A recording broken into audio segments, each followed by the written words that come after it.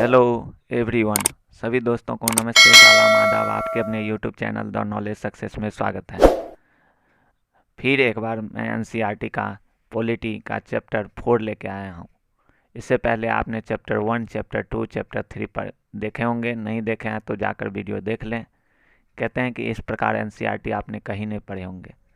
एकदम पूरे कहानी के रूप में समझाया जाता है और जो भी उसका समरी होता है, जो पॉइंट होता है, वो किसी भी एग्ज़ाम के लिए, चाहे वह बीपीएससी हो, स्टेट पीसीएस हो, या सीटेट हो, या केवीएस हो, किसी भी एग्ज़ाम में जिससे एनसीईआरटी का क्वेश्चन आता होगा, उसके लिए यह बहुत ही महत्वपूर्ण क्लास है। जो भी मेरे चैनल पर पहली बार देख रहे हैं वह सब्सक्राइब, लाइक और शेयर करना न भूलें।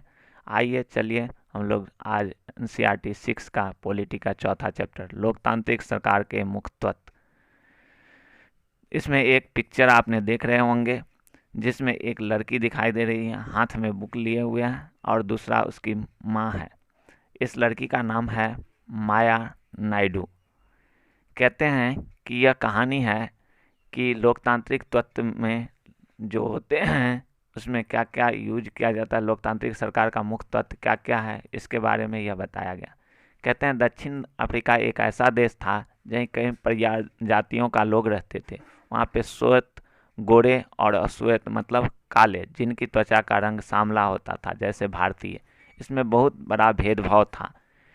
इसी पे एक कहानी है कि जोहान्सबर्ग की रहने वाली, ये जोहान्सबर्ग की लड़की थी माया नायडू, जो रहने वाली थी वह 11 वर्ष की थी, दक्षिण अफ्रीका की थी। लड़की का नाम था माया नायडू। एक दिन वह पुराने बक्से की सफाई करने अपनी माँ को मदद कर रही थी, यानी कि माँ और उसकी माया नायडू दोनों घर की सफाई कर रही थी। उसमें एक रजिस्टर स्क्रैप बुक मिला। स्क्रैप बुक मतलब जो अखबारों का तस्वीरों से भरा होता है उसी को स्क्रैप बुक कहा जाता है, जिसमें कटिंग फोटो को कर करके सजाया जाता है। कहते हैं उसमें एक 15 साल की स्कूल जाने वाले लड़के के बहुत सारी तस्वीर थी। माया ने जब लड़के के बारे में अपनी माँ से पूछा तो उसे पता चला कि उसका नाम हैकर्ट पीटरसन था। उसने पुलिस को गोली मार दी। यह बात सुनने के बाद माया को बहुत बड़ा झटका लगा और पूछा कि माया फिर पूछती है कि हेक्टर पीटरसन कौन थे। उसकी मम्मी बताती है कि उसे गोली मार दी गई। माया शौक रह जाती है और फिर पूछती है क्यों गोली मारी। फिर माया मम्मी को बताती है कि गोरे लोग और काले लोग पर अत्याचार करते थे, इसी के लिए काले लोग वाले आंदोलन किए और इसी आंदोलन के वह हेड थे हेक्टर पीटरसन, जिन्हें गोली मार दी गई। तो इस कहानी से यह समझ में आता है कि गोरे का भेदभाव जो है वह काले को काफ़ी अधिक था। जो इसका संचालन था पीटरसन के बारे में बताया गया कि पीटरसन ने जब आंदोलन किया तो उसे गोरे लोगों ने उसे गोली से मार दिया गया। कहने का तात्पर्य है कि लोकतांत्रिक सरकार में इस कहानी से यही मिलता है कि लोकतांत्रिक सरकार में सभी को जीने का हक है और सभी को हर आज़ादी मिले। इसी के लिए इस कहानी से आगे चलिए, इस कहानी में आखिर है क्या, चलिए हम लोग जानते हैं। कहते हैं कि चलिए आइए पॉइंट पे हम लोग चलते हैं। सबसे पहला पॉइंट है दक्षिण अफ्रीका एक ऐसा देश था जहीं कहाँ कई प्रजातियों के लोग रहते थे। श्वेत यानी कि गोरे और श्वेत मतलब काले, जिनकी त्वचा का रंग सांवला है जैसे भारतीय, और गोरे मतलब अंग्रेज। कहते हैं दक्षिण अफ्रीका में पहले रंग भेद शासित था। वहाँ के कानून के मुताबिक श्वेत और अश्वेत भारतीय अन्य प्रजातियों को एक दूसरे के संबंध बनाने की इजाज़त नहीं थी। यानी कि जो वहाँ पे गोरे लोग थे वह काले लोग को वैल्यू नहीं देते थे, उसे कम आंकते थे, उसे किसी भी प्रकार का सुविधा नहीं दिया जाता था। गोरे लोगों के लिए अच्छे स्कूल थे, अच्छे जगह जब बैठने की जगह थे, वहाँ पे काले लोगों को उस जगह पे नहीं बैठने दिया जाता था। कहते हैं अफ्रीका में राष्ट्रीय कांग्रेस और उनके जाने माने नेता नेल्सन मंडेला ने रंग भेद के खिलाफ बहुत बड़ा समय तक संघर्ष किया। यानी कि अंततः 1994 में उन्होंने सफलता मिली और दक्षिण अफ्रीका को एक लोकतांत्रिक देश बना। कहने का तात्पर्य है कि दक्षिण अफ्रीका में इतने भेदभाव बढ़ गई कि उसमें एक जाने माने नेता के रूप में उभरा नेल्सन मंडेला, जो रंग भेद के खिलाफ बहुत बड़ा संघर्ष किया और अंततः 1994 में उन्हें यह सफलता भी मिली और वह दक्षिण अफ्रीका को एक लोकतांत्रिक देश बना दिया। लोकतांत्रिक सरकार के मुख्य तत्व हैं, सबसे पहला है भागीदारी। भागीदारी हमारी क्या है, जो हम लोकतंत्र में किस प्रकार है। कहते हैं लोकतंत्र में लोग निर्णय लेता है, चुनाव में वोट देने से वो अपने प्रतिनिधि चुनते हैं और ये प्रतिनिधि ही लोगों के तरफ से निर्णय लेते हैं। कहने का तात्पर्य है कि लोकतंत्र में लोग ही निर्णय लेते हैं, जनता ही सर्वोपरि होती है। जनता जिनको चुनने का प्रतिनिधि को चुनते हैं वही सरकार बनाते हैं और उन्हीं के काम किया जाता है। कहते हैं भारत में यह अवधि 5 वर्षों को हुए हैं। एक बार चुनने के बाद वह सरकार 5 वर्ष तक सत्ता में रहती है। यह अवधि और देशों में अलग अलग है, लेकिन भारत में यह अवधि 5 वर्ष के लिए है। जब कोई सरकार बनती है, चुन के जाती है, तो वह 5 वर्ष तक अपना सरकार चलाती है। कहते हैं भारत में अन्य तरीके जो होते हैं वह कहते हैं लोग सरकार के कार्यों में रुचि ले रहे हैं, उसकी आलोचना करें और वो अपने भागीदारी निभाएं। मतलब लोग अपने कार्यों को रुचि लें कि सरकार क्या कर रहे हैं। अगर कोई सरकार किसी भी तरह के कोई गलत काम करते हैं तो उसकी आलोचना करें। यानी कि जैसे अभी प्रेजेंट में देखे थे कि हमारे देश में कृषि कानून लाया गया और कृषि कानून के खिलाफ में बहुत सारे आंदोलन हुआ। 1 वर्ष तक करीब आंदोलन चला। उसके बाद सरकार को क्या हुआ, उस कानून को वापस लेना पड़ा। और ऐसा नहीं है कि जनता ऐसी हो कि हर कानून पे आंदोलन करें तो उसको कानून को वापस लिया जाएगा। जो जनता के हित में होगा उसे देखते हुए सरकार उस कानून को लागू भी करती है और अब वापस भी लेती है। कहते हैं ऐसे तरीके हैं जिनके द्वारा लोग अपनी राय व्यक्त कर सकते हैं। इन तरीकों में धरने, जुलूस, हड़ताल, हस्ताक्षर अभियान आदि शामिल होते हैं। यानी कि अपनी राय व्यक्त करने के लिए क्या करते हैं कि इस कानून को लाना है तो इसके लिए क्या करते हैं, एक हस्ताक्षर अभियान चलाया जाता है, या तो हड़ताल किया जाता है, या धरने पे बैठा जाता है, या जुलूस निकाला जाता है कि इसके खिलाफ हैं या इसके समर्थन में है। कहते हैं अखबार, पत्रिकाओं और टेलीविज़न भी जनता के जुड़े मुद्दे को सरकार की जिम्मेदारियों पर चर्चा करने में महत्वपूर्ण भूमिका निभाते हैं। अखबार और पत्रिका यानी कि मीडिया जो है वह भारत की चौथा स्तंभ कहा जाता है। यानी कि इसकी बहुत महत्वपूर्ण योगदान है लोकतंत्र के लिए। क्योंकि जब भी कोई लोकतंत्र, जैसे कि देखे थे कि निर्भया कांड, कितना सोशल मीडिया पे आने के बाद कितना उसमें कानून कार्रवाई की गई। ऐसे बहन बेटी के बहुत सारे कांड होते हैं लेकिन उसको नहीं होता है, क्योंकि मीडिया एक ऐसा है जिसको भारत का एक चौथा स्तंभ कहा जाता है लोकतंत्र का, जो बहुत ही महत्वपूर्ण है किसी भी चीज़ के लिए। कहते हैं अगर देश के लोग में सजग हैं और इस बारे में रुचि लेते हैं तो देश कैसे चलाया जाता है और उस देश के सरकार के लोकतंत्र का स्वरूप को भी मजबूत होता है। विवादों का समाधान। विवादों तब उभरता है जब विभिन्न संस्कृतियों और धर्मों क्षेत्रों की आर्थिक पृष्ठभूमि के लोग एक दूसरे के साथ तालमेल नहीं बिठा पाते हैं। ऐसा तब होता है जब कुछ लोग लगता है कि उनके साथ भेदभाव किया जा रहा है। लोग अपने विवादों को खत्म करने के लिए हिंसात्मक तरीके अपनाते हैं जिन्हें अन्य लोगों को भय और असुरक्षा की भावना फैलते हैं। कहते हैं कि विवादों का समाधान तब उभरता है जब अपने संस्कृति, धर्म, क्षेत्रों और आर्थिक पृष्ठभूमियों में लेकर एक दूसरे के साथ तालमेल नहीं बैठा पाता है। कहने का तात्पर्य है कि अभी आपने देखे हैं कि हिंदू का जुलूस निकलता है, तो मुस्लिम अन्य इस तरह के जो भी सांस्कृतिक कार्यक्रम होते हैं किसी एक समुदाय के द्वारा दूसरे समुदाय से, और उसमें तालमेल नहीं बैठा पाते हैं, उसमें इस तरह की आंदोलन किया जाते हैं, उस तरह की भेदभाव लोगों में, जनता में भेदभाव होता है और वो अपने विवादों को खत्म करने के लिए हिंसात्मक तरीके से अपनाते हैं, जिनके द्वारा अन्य लोगों में भय और असुरक्षा की भावना अधिक फैल जाती है कि क्या होगी। कहते हैं सरकार की यह जिम्मेदारी होती है कि वह अपने विवादों को समाधान करे। सरकार की सबसे पहला जिम्मेदारी है कि इस तरह के विवाद को वह समाधान करे। उदाहरण के लिए अगर धार्मिक जुलूस किसी रास्ते से निकलते हैं तो यही कई बार विवाद का कारण बन जाता है, जो अभी प्रेजेंट में देखने को मिला है। बहुत सारे राज्य में, दिल्ली में भी हुआ है, मध्य प्रदेश में भी हुआ है, उत्तर प्रदेश में भी हुआ।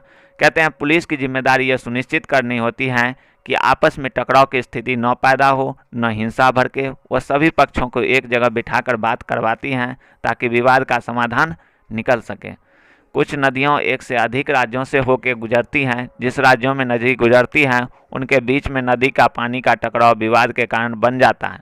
उदाहरण के लिए अपने कर्नाटक और तमिलनाडु के बीच कावेरी नदी के पानी से लेकर चल रहे विवाद के बारे में सुना होगा। कहने का तात्पर्य है कि बहुत सारे राज्यों में पानी के लेकर भी विवाद होता है, क्योंकि पानी एक ऐसा चीज़ है जो सिंचित किया जा सकता है, जिसके थ्रू कृषि योग्य भूमि के लिए बहुत ही अति आवश्यक है। तो यह कर्नाटक और तमिलनाडु के बीच कावेरी नदी को लेकर चल रहा था विवाद, जो अभी प्रेजेंट में कुछ सॉल्व किया गया है। कर्नाटक के कृष्णाराज सागर में बांध पे भरा हुआ पानी कई जिलों के सिंचाई के काम आता है। इस पानी को बेंगलोर शहर से ज़रूरतें में पूरी की जाती है। यानी कि तमिलनाडु के मेट्रू बांध में भरे हुए इस नदी के पानी को राज्य को डेल्टा क्षेत्र की सिंचाई होती है। यानी कि कहने का तात्पर्य है कि तमिलनाडु में मैटूर बांध पर भरे हुए इस नदी के राज्य को डेल्टा क्षेत्र की सिंचाई के लिए उपयोग किया जाता है। कर्नाटक के कृष्णाराज सागर में बांध कावेरी नदी के ऊपरी छोर पर हैं और तमिलनाडु के मेट्रू बांध से नदी के निचले छोर पर हैं। मेट्रू बांध में पानी तभी तक भरा जाता है जब कृष्णाराज सागर बांध पानी छोड़ा जाए। यानी कि कहने का तात्पर्य है कि कर्नाटक का जब कृष्णाराज सागर बांध कावेरी नदी के ऊपरी छोर पर रहती है, इसलिए तमिलनाडु का अगर मेट्रू बांध से निचले छोर पर जाया जाए तो मेट्रू बांध तभी भरा जा सकता है जब कृष्णाराज सागर बांध पर पानी छोड़ा जाए।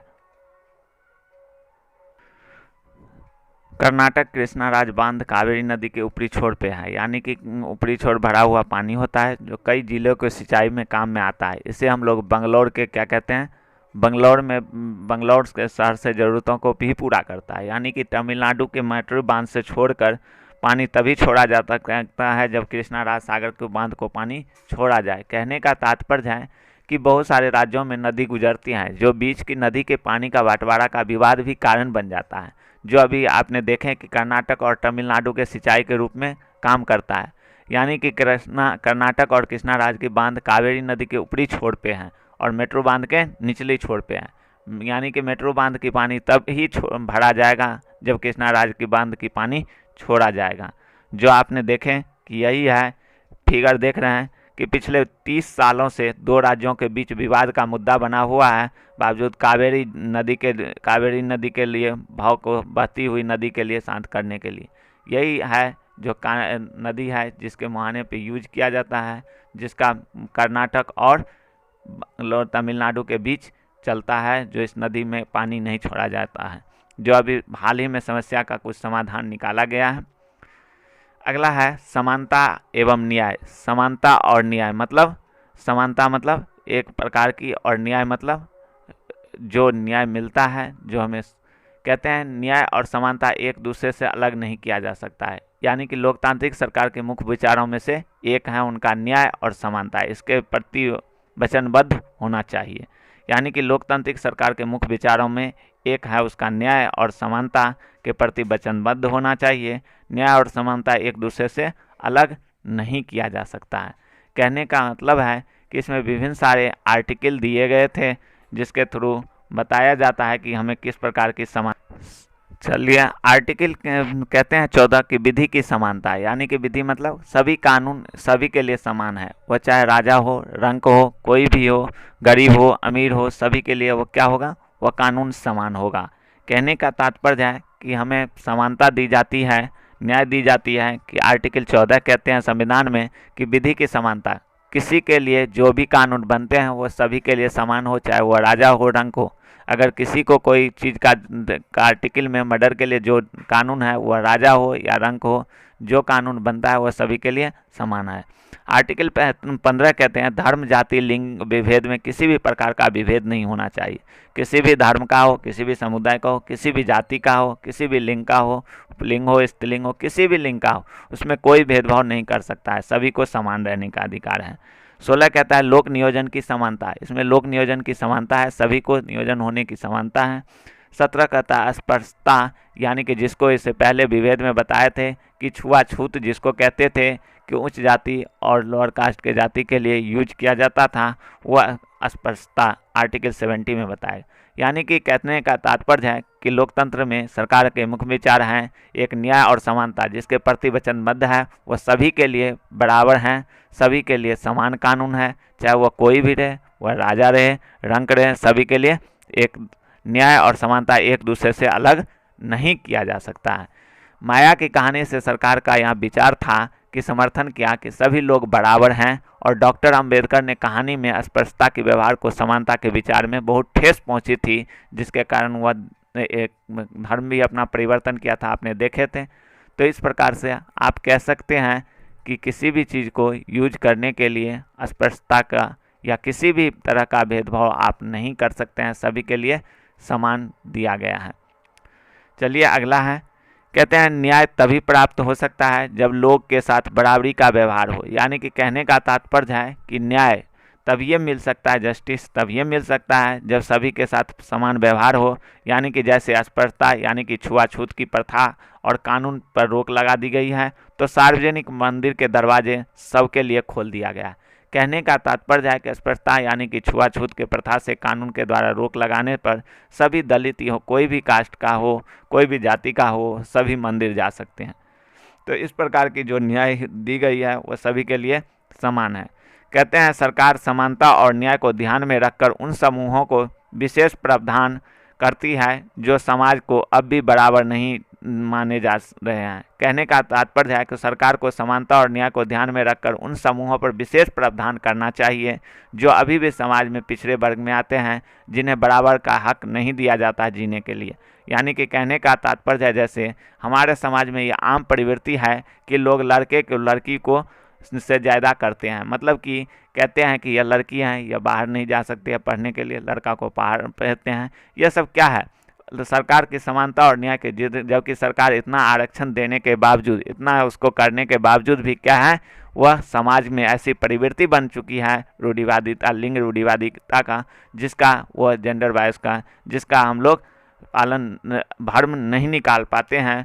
एक पहले से ही मन में एक बैठा हुआ आम प्रवृत्ति है कि लड़कों की लड़की से ज़्यादा देखभाल की जाती है। उनको अगर कोई भी तरह का प्रॉब्लम आता है तो उन्हें समस्या किया जाता है, जबकि लड़की को ऐसा नहीं किया जाता।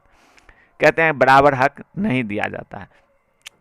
कहते हैं कि सरकार के कुछ विशेष प्रावधान किए गए हैं जिसमें लड़कियां अपने साथ होने वाले अन्याय से छुटकारा पा सकेगी। यानी कि कहने का तात्पर्य है सरकार ने इसके लिए कुछ प्रावधान बनाए गए हैं, कुछ कानून बनाए गए हैं जिसमें लड़कियों अपने साथ होने वाले अन्याय से छुटकारा पा सकेगी। मतलब उसके साथ जो भी अन्याय हो रहा है उसको वह समाधान कर सकते हैं कानून के द्वारा। उनके लिए अलग से प्रावधान बनाया गया है, कानून बनाया गया है कि सरकारी स्कूल और कॉलेज में लड़कियों को फीस कम करने की प्रावधान किया गया। यानी कि जिससे शिक्षा पे अधिक जोर दो। इसके लिए क्या किया है सरकार कि लड़की को विभिन्न सारे, आपने देखते हैं सब स्टेट सरकार हो या केंद्र सेंट्रल सरकार हो, विभिन्न तरह के योजना चलाते हैं कि लड़की को, जैसे बिहार में लड़की को स्कॉलरशिप के रूप में दिया जाता है, फर्स्ट करने पे उसको आरक्षण दिया जाता है, विभिन्न तरह के नौकरियों में उसको दिया जाता है, साइकिल दिया जाता है, पोशाक दिया जाता है, विभिन्न तरह के उन्हें लुभावना दिया जाता है ताकि लड़की को बराबर की समानता मिले। लड़कियों के बहुत सारे स्कूल में फीस खत्म कर दिए जाते हैं एडमिशन के समय। तो ये सब क्या है, सारे जो एक समानता दिया जाए, न्याय और समानता में, कि कोई भी भेदभाव नहीं हो किसी भी प्रकार का, चाहे वो किसी भी जाति का हो, किसी भी धर्म का हो, किसी भी कास्ट का हो, वो सभी को समान रूप से देखने का अधिकार है। यही कहने का तात्पर्य है। इसी के साथ हम लोग आज का NCERT में इतना ही है, आज हम लोग ख़त्म करते हैं। आप लोगों को अगर मेरी वीडियो अच्छी लगी हो तो लाइक, सब्सक्राइब और शेयर करना न भूलें। अगले क्लास में हम लोग इसका चैप्टर 5 लेके आएंगे। अगर मेरा यह PDF चाहिए फ्री में तो मेरी टेलीग्राम लिंक दिया होगा, इस पर ज्वाइन कर लेंगे। द नॉलेज सक्सेस पे आपको सारा PDF वहाँ पर फ्री में मिलेगा। Thanks for watching.